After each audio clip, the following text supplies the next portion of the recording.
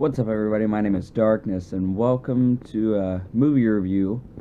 And since it's October, I decided to do a classic, a very, very old classic, a very personal favorite of mine. But in order to do this, I gotta set the mood a little bit. So there, that's much better, isn't it? I thought it looked cool, and it seems appropriate for the time. Today, I will be doing the movie review of the 1931 original monster movie classic, Frankenstein.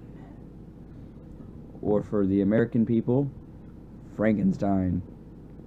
Starring the original cast of Colin Clive as Victor Frankenstein. Alive! He's alive! The power of gods. I know how it feels to be the power of God. Boris Karloff as the monster, Frankenstein. Fire back. And finally, Dwight Fry as Mr. Fritz, aka Igor. Yes, master. The plane. Yes, master.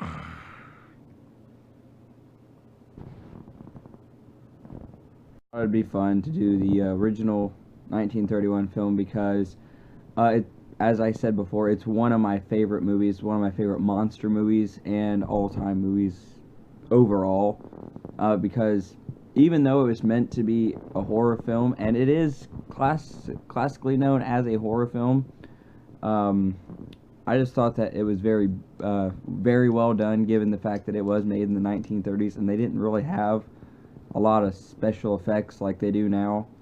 But with what they had, they did an amazing job on this movie. All the effects with all the wiring and all that was all hand done, that they had to get many people to help work on that. And just the costumes, all the makeup and everything was just amazing. But if I had to pick one of my favorite characters from the movie, because that's what I'm going to do, I'd have to pick probably the monster, Frankenstein, because just his look alone, and the fact that the actor who played him is generally not a very tall guy. They had to actually give him, like, stilts in his shoes to make him as tall as he needed to be, because the guy's originally, like, I think 5'8", whereas the monster's like 6'5", almost 7 foot tall. But just the fact that they used all of that limited technology that they had, and the fact that their makeup looked just awesome for the monster and for Dr. Frankenstein, which most of you do not know. Well, you probably know now, but most people back then didn't know that Frankenstein was really not the monster himself, but the movie Frankenstein was actually based around the Dr. Frankenstein, Victor Frankenstein, which a lot of people were like, well, I thought the monster was supposed to be Frankenstein. No, the monster is not even called Frankenstein in the original movie. He's just called the monster. He is Frankenstein's monster. That's it. But I thought overall it was really good. One of my favorite scenes would have to be the original scene where they showed Victor Frankenstein and Mr. Fritz, aka Igor, because they did not call Igor in the original. They called him Mr. Fritz. They didn't turn him into Igor until way later on.